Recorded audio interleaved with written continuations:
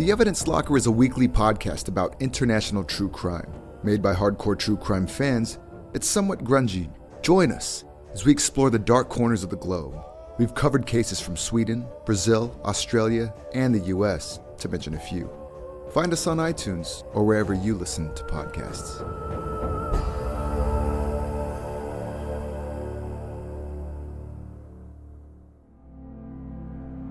Scotland is a beautiful country with a rich history and a bright future. But it has a dark underbelly, and it has been home to some of the most mysterious, disturbing and barbaric crimes ever committed.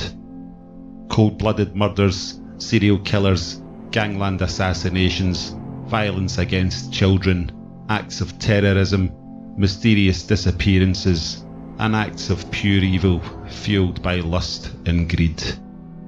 True Crime Scotland is a podcast dedicated to bringing you stories of the crimes that have happened in Scotland but have shocked the world. Some of the crimes we'll cover you'll be familiar with, others you'll have forgotten about, and some you might never have heard of. Search for us on your podcast app or find us on Twitter and Facebook under True Crime Scot. Stories of real crimes and mysteries from Scotland. True Crime Fix is a podcast with adult themes and graphic descriptions of crime which may not be considered suitable for all ages. Please use your discretion when listening. All research has been conducted using material in the public domain, and some opinions may not be that of the author or the host. Please remember that all victims are someone's loved one, and all episodes are recorded in the utmost respect of their memory. You're listening to the True Crime Fix podcast with your host, Steve.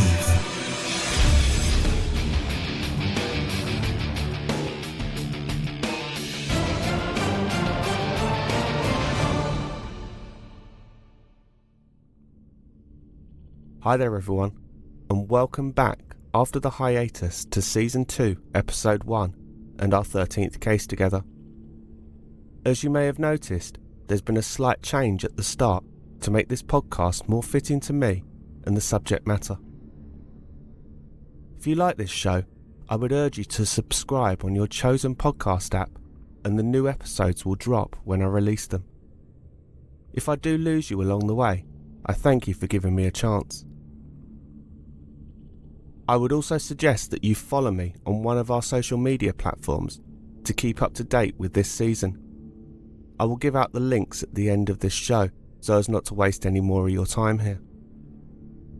I've decided to take the same format for this season, where I have 12 cases planned out to cover and then take a short recess to reassess where the show is and make any necessary changes, so I predict that this season will run until the week before Christmas.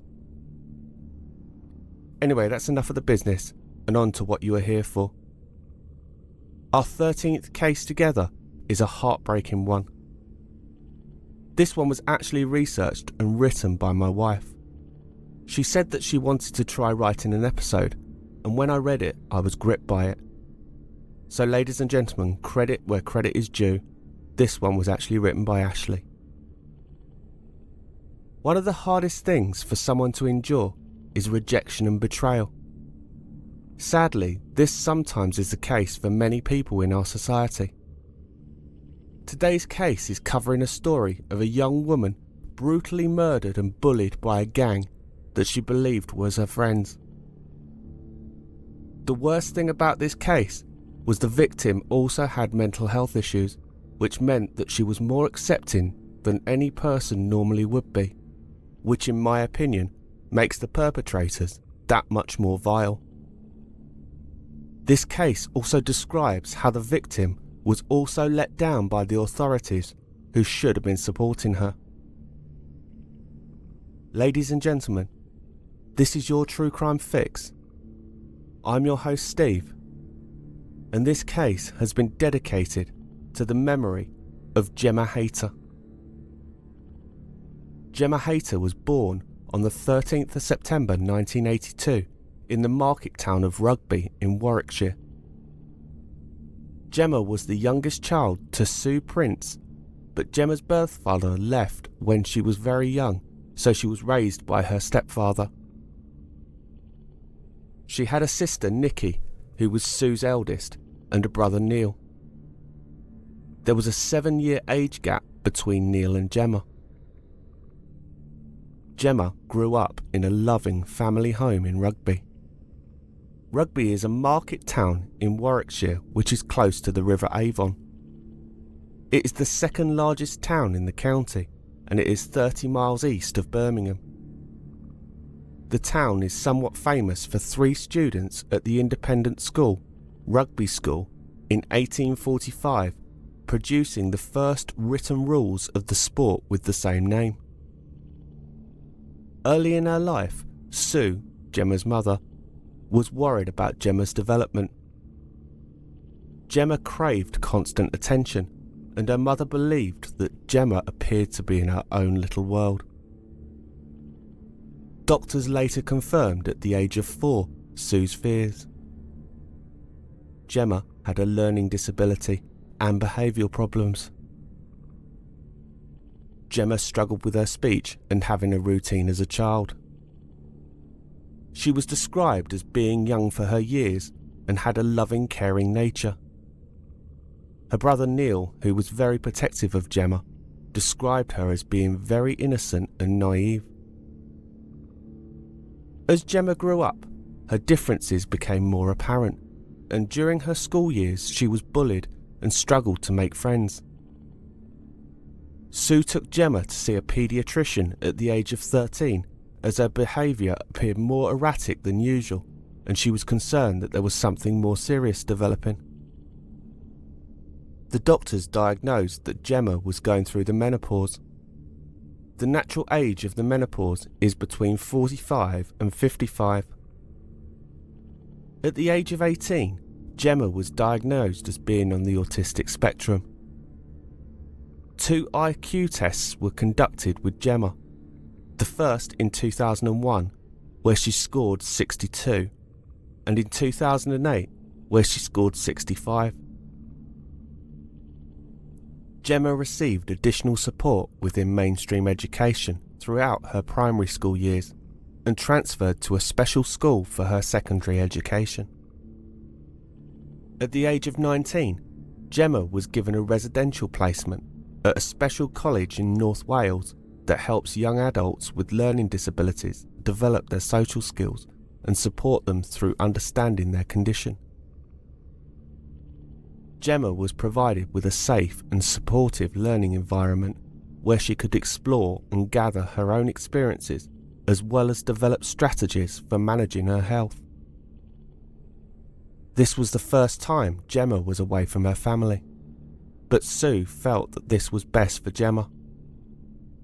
The dedicated team of staff provided Gemma with an individually tailored program of education, care, work experience and leisure, as well as life skills and training within the community to enable her to live as independently as possible and make her own choices. Gemma thrived at this college and remained there for 2 years. Eventually, at the age of 21, Gemma felt that she was ready to face the world on her own. However, Sue wanted her to stay there for the final year, as she was concerned that her daughter wanted to rush things as the lure of independence was too great. Despite her health conditions, Gemma was determined to lead an independent life. The college had built her confidence. Gemma returned to Rugby in July 2004 at the age of 21 and moved into shared supported housing with the Mayday Trust. The Mayday Trust is a specialist supported housing provider. Mayday provides direct support through its personal transition service, which allows people going through tough times and rebuilding their strength based on their personalised support. It specialises in such life transitions as people experiencing homelessness, leaving care, coming off drugs or alcohol, coming out of prison or psychiatric hospital. Her tenancy broke down within 2 years as a result of Gemma's difficulty in social communication and again her strong desire for independence. Gemma stated that she did not want to be treated like a child. One staff worker at the trust identified there were worrying examples of Gemma's behaviour putting her at risk, but more on that a little bit later. While she was at the residential service, she was under her supervision of the adult social care. They, however, closed Gemma's case shortly after I returned to Rugby. They continued to have intermittent contact with Gemma, which increased when her tenancy became at risk in 2005. In early 2006, Gemma was referred briefly to mental health services as her behaviour was becoming more and more volatile.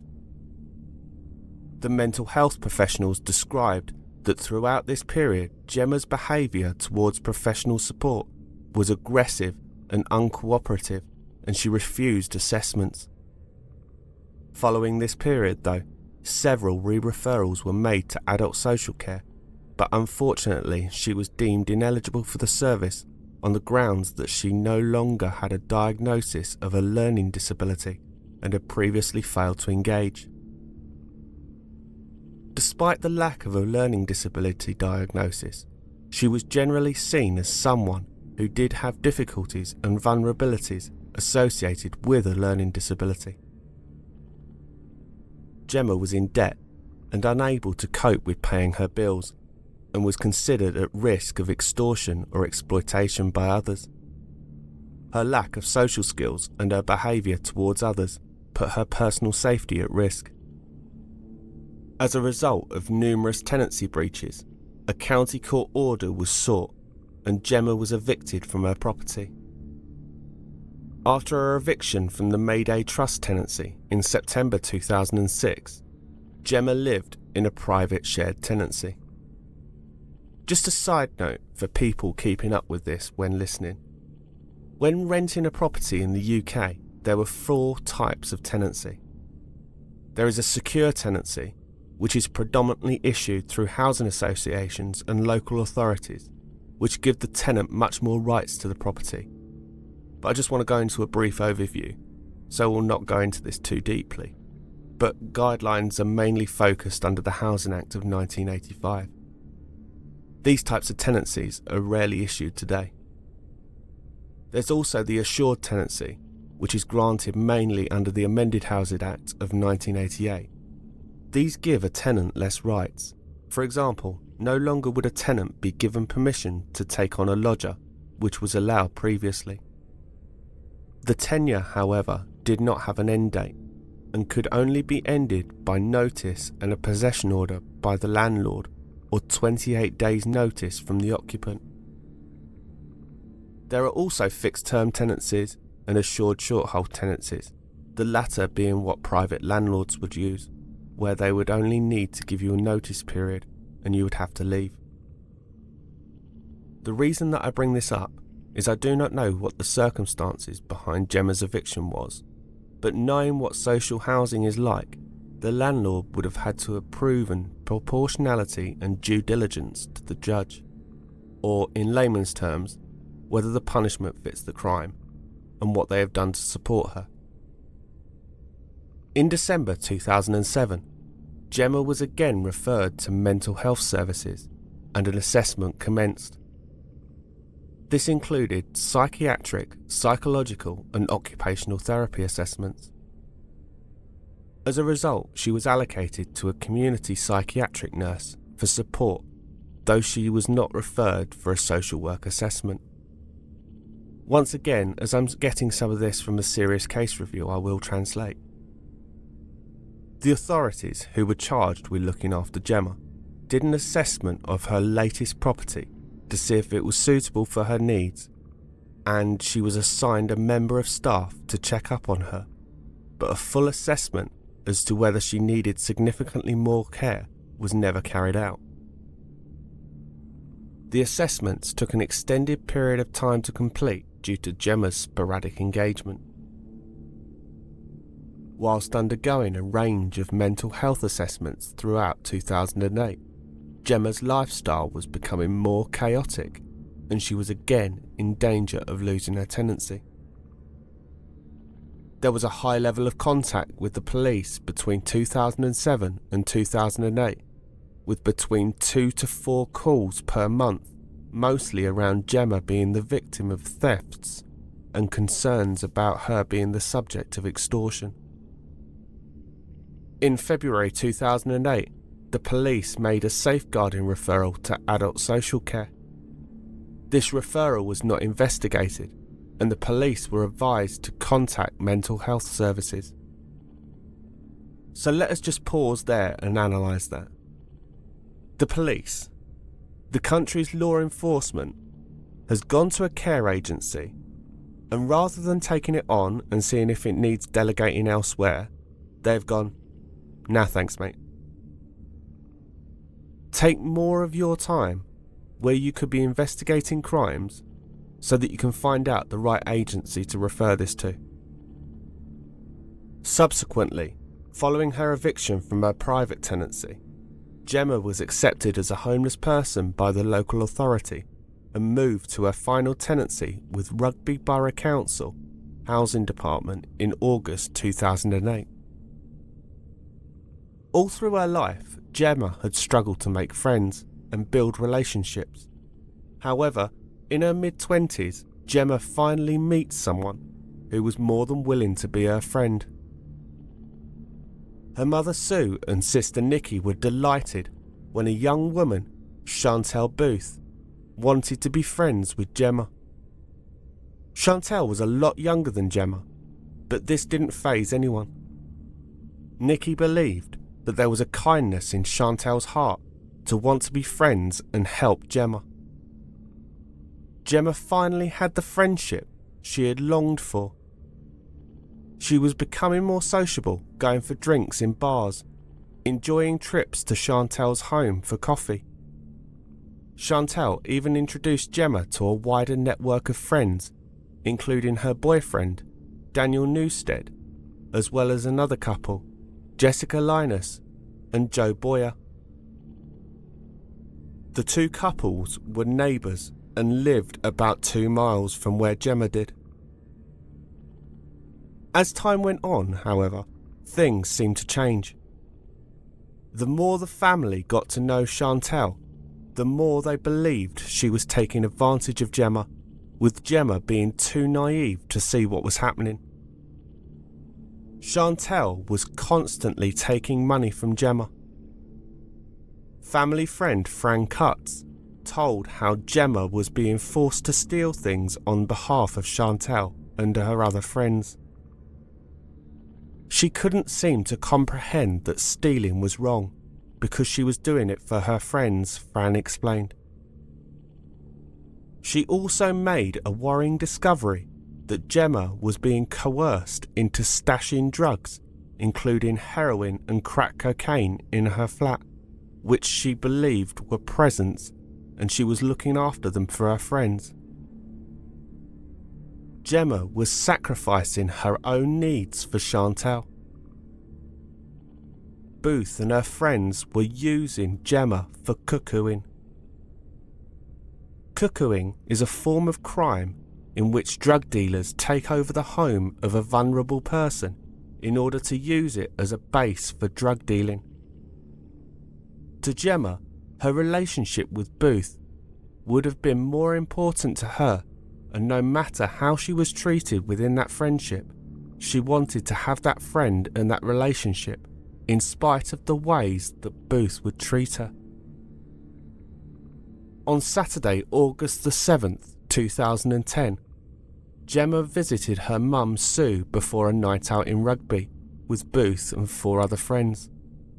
The aforementioned Jessica Linus, Daniel Newstead, Joe Boyer, and another friend, Duncan Edwards. Whilst out, trying to join in the group's camaraderie, as a joke, Gemma started telling doormen and bar staff that Booth was only 15 years old. This joke, however, backfired, as unbeknownst to the group, this information was being shared via the pub watch scheme, resulting in the group being refused entry into a number of pubs and being ejected from others. The Pub Watch scheme in the United Kingdom is a partnership where licensees in a specific town or city unify as an independent group to preempt crime and antisocial behaviour in licensed premises, either by using bouncers' walkie-talkies or communication by telephone. This caused some anger towards Gemma, who the others claimed had spoiled their night. As they were heading away from the town centre, Linus allegedly hit Gemma in the face while the boys berated her in the middle of the street, all to the apparent amusement of Booth. At approximately 11:30 p.m, Booth was caught on CCTV aggressively pushing Gemma down the road, with Gemma appearing visibly upset. About an hour later, CCTV captured Booth again abusing Gemma. After the second attack, Booth stormed off, leaving Gemma alone, clearly distraught. In the days that followed, more disturbing footage would emerge of that night. If I can find it, I will post it on the discussion group later this week so that you can see how bad it got for yourself. On Monday the 9th of August, 2 days after that incident in Rugby town centre, a naked, battered body was discovered by a disused railway line just outside the town. It was an early morning jogger who raised the alarm and instantly called the police. The body was later identified to be that of Gemma Hayter. Gemma's family, who was struggling to come to terms with the tragedy, had to formally identify her body. Gemma had been beaten, tortured, stabbed and suffocated. She was left face down in the undergrowth. A murder investigation was now underway, and police trawled through hours of CCTV. They finally found Gemma on CCTV with Booth and the 4 other friends just 5 hours before she was murdered. So, my dear listener, as I have stressed in the past, not all cases are whodunits, and I'm pretty sure by now that you have sussed out who was involved in Gemma's passing. I think, however, when I explain what happened to Gemma, you will discover how vile these individuals were. After finding various different pieces of CCTV evidence, 27 in total, the police were finally able to piece together Gemma's final night. On the 8th of August, Chantal Booth and Daniel Newstead invited Joe Boyer and Jessica Linus to join them between 4 and 5 p.m. at their flat for Sunday lunch. Boyer took along his friend Duncan Edwards. The group was said to be drinking lager and smoking weed throughout that afternoon and evening. Following an exchange of text messages between Gemma and Booth, Gemma joined them at their flat a couple of hours later. It is unclear whether the motive was the embarrassment of the night before, but during the course of that evening, Gemma was subjected to prolonged and serious assaults over a period of 4 hours. The subsequent witness statements given by the perpetrators suggest that this had been motivated by an alleged theft of £800 from Booth and the fact that Gemma had failed to pay it back. However, the true motivation for the assaults is debatable. The assaults included sustained physical assaults and being headbutted, resulting in several fractures to her nose, being hit with a mop, being forced to drink urine out of a lager can, and being locked in the ensuite bathroom. Her phone was taken from her and the battery was flushed down the toilet so that she could not call for help. The gang were arrested for murder on Tuesday the 10th of August by Warwickshire Police. Booth, Linus, Edwards, Newstead and Boyer were all charged on Thursday the 12th of August with the murder of Gemma Hayter. Gemma's family were devastated that among the 5 people that tortured Gemma was her perceived best friend Chantal Booth. So what do we know about this gang? Chantal Booth is believed to have known Gemma for about 18 months prior to the murder and was perceived to be Gemma's friend. Booth's relationship with Daniel Newstead had started around October 2008. Booth was 21 at the time of the murder and living in a private tenancy with Newstead. She lived what was described as a chaotic lifestyle, appearing emotionally immature, and was the subject to regular episodes of domestic abuse and violent altercations with other individuals.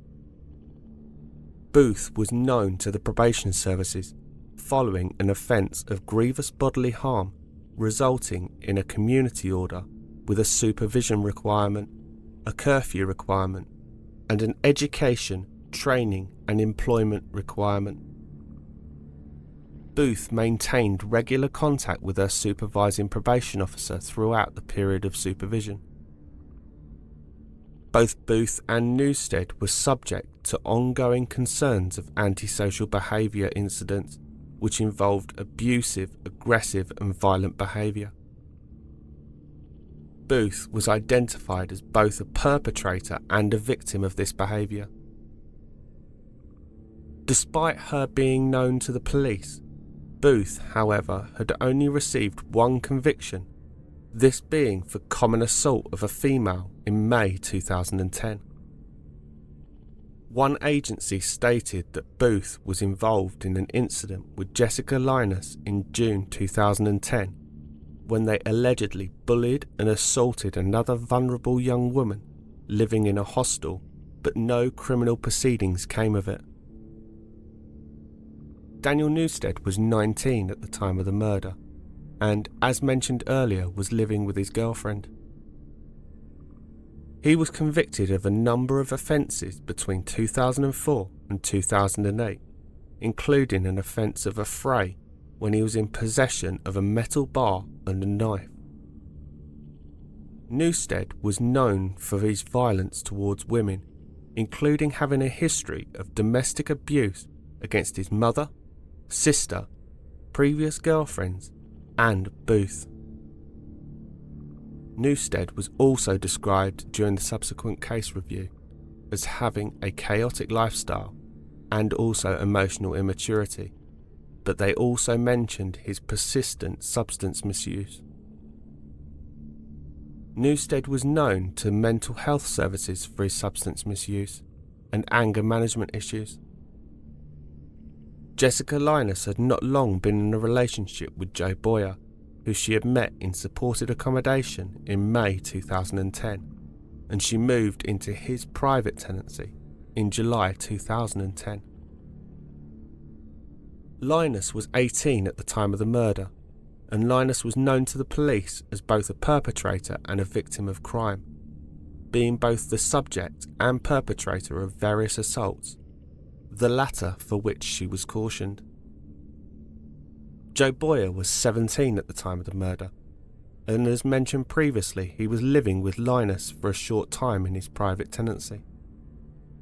They were both neighbours of Newstead and Booth.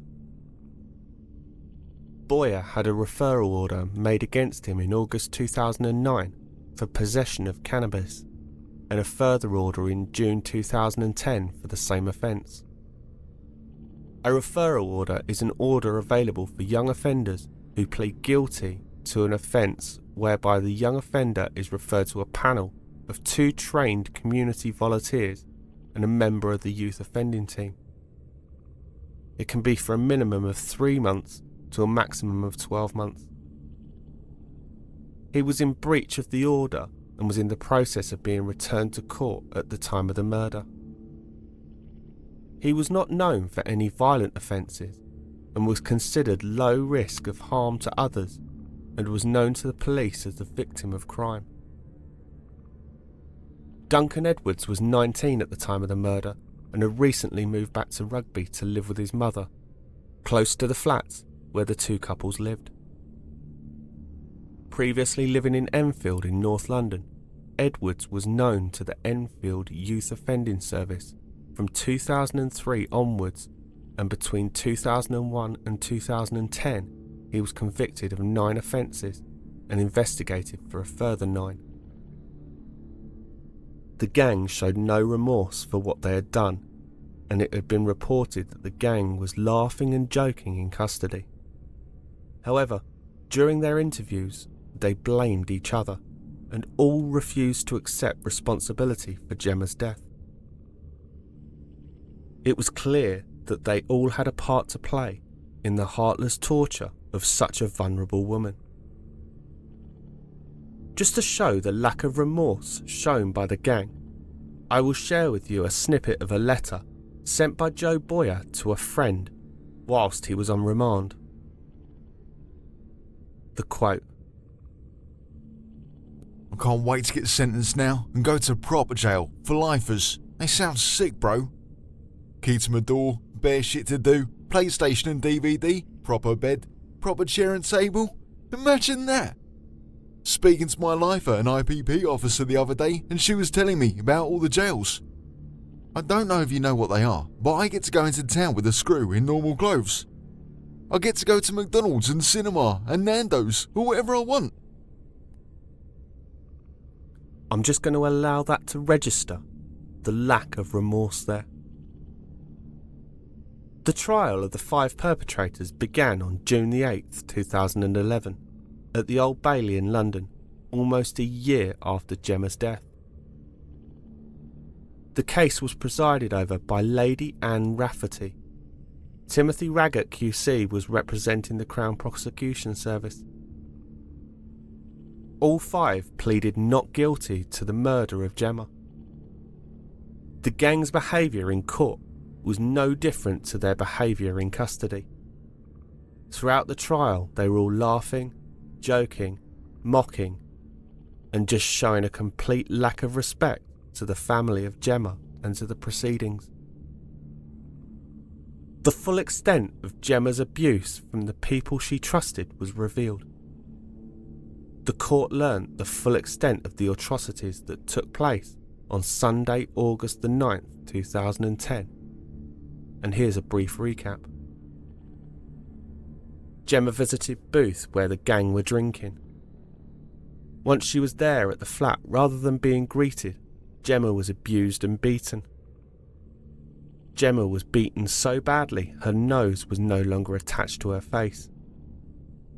Gemma was forced to drink urine from a lager can. They then put a bin liner over her head. She was also hit with a mop and beaten in the flat before being cleaned up. The gang offered to walk Gemma home. Despite everything, Gemma still wanted their friendship and their love. The gang and Gemma were picked up again on CCTV just after midnight, where you could see Gemma had blood all over her face. Gemma was seen struggling to keep up with the gang. Still following the gang who were leading her to her death, it seems that Gemma's desire to belong was stronger than her desire to survive. Gemma wasn't being walked home, but escorted to the disused railway line, where they repeatedly stabbed and stamped on her. They stripped her naked, leaving her face down, while they ran away and her clothes were set alight. The Home Office pathologist Alexander Kular outlined at the trial more than 50 injuries he found when he examined the head, face and body of Gemma. He said that she had died from a blockage of her airways by the blood as a result of a severe facial trauma. She had basically drowned on her own blood. All of the defendants were found guilty of having some involvement with the crime, On the 12th of September 2011, all of the defendants were sentenced. Booth, Newstead and Boyer were convicted of murder and given life imprisonment. Chantal Booth was told she would serve a minimum of 21 years in prison, meaning that she is eligible for parole in September 2032. Edwards and Linus were found guilty of manslaughter and sentenced to 15 years and 13 years imprisonment, respectively. The judge said, "The victim had to be taken out of the flat, cleaned up, so that attention would not be drawn to her en route. She tagged along, battered, in pain, and unsuspecting, like a faithful, loving dog, as you walked her to her death. Over the years, you treated Gemma Hayter like a toy to be picked up and put down, dependent, I suspect, on whether there was a gap in your miserable life which she could fill." Lady Justice Rafferty also said the vile torture and murder of Gemma was a chronicle of heartlessness. "It is difficult to find the words to express how vile your behaviour was," she added.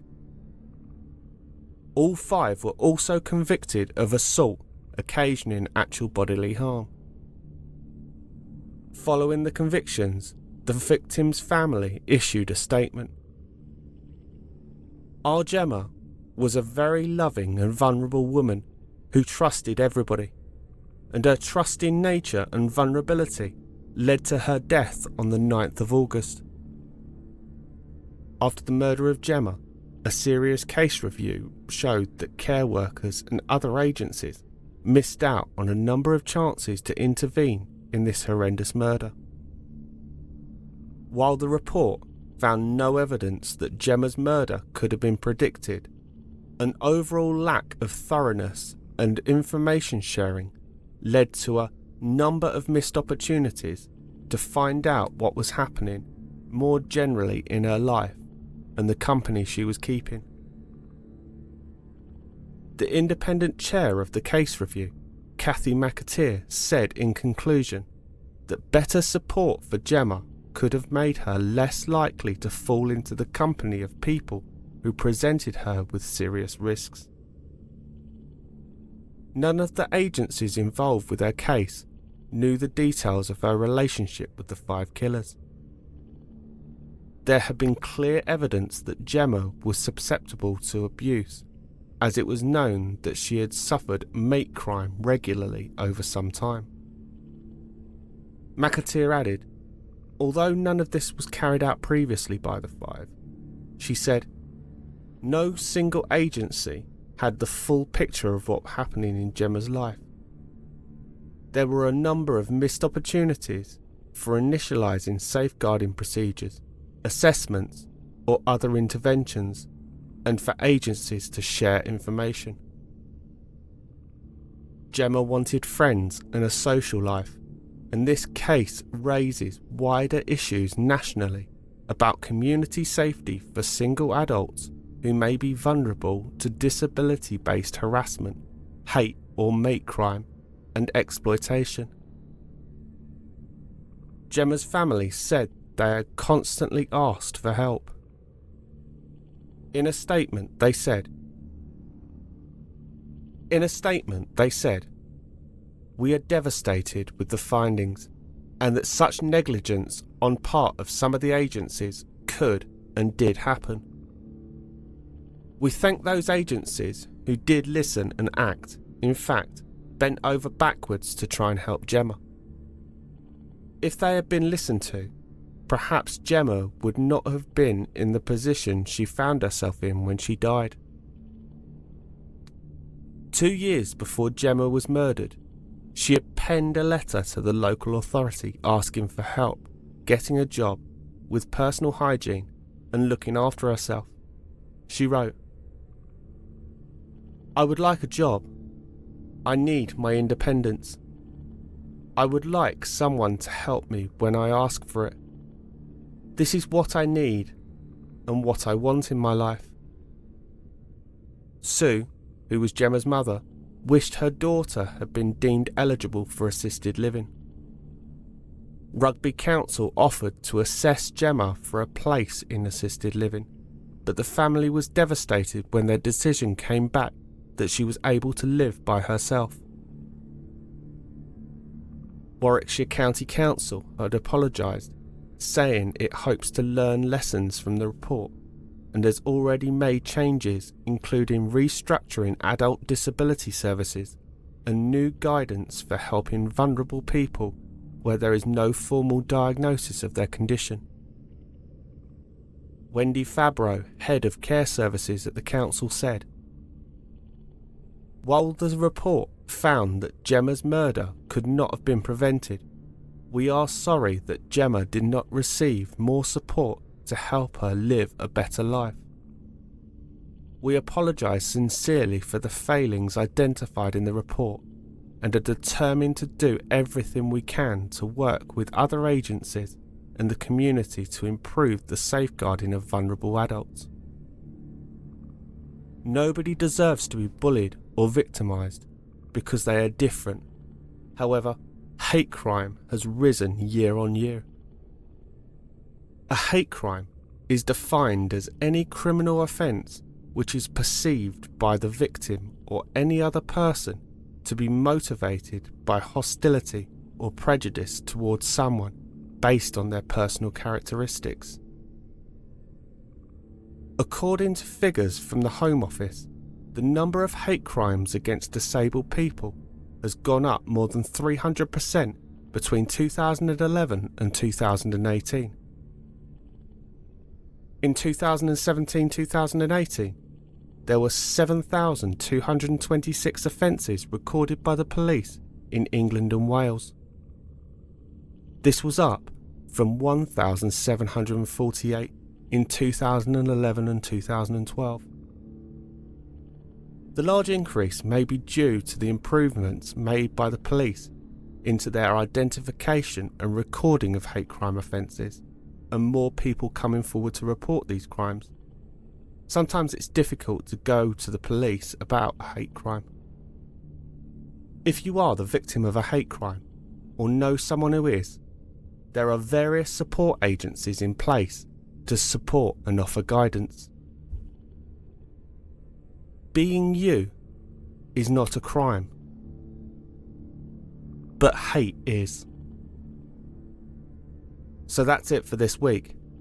Please remember, if you enjoy the show or if you want to know more, follow us on Twitter at True Crime Fix Pod, or look out for our Facebook page, True Crime Fix Podcast.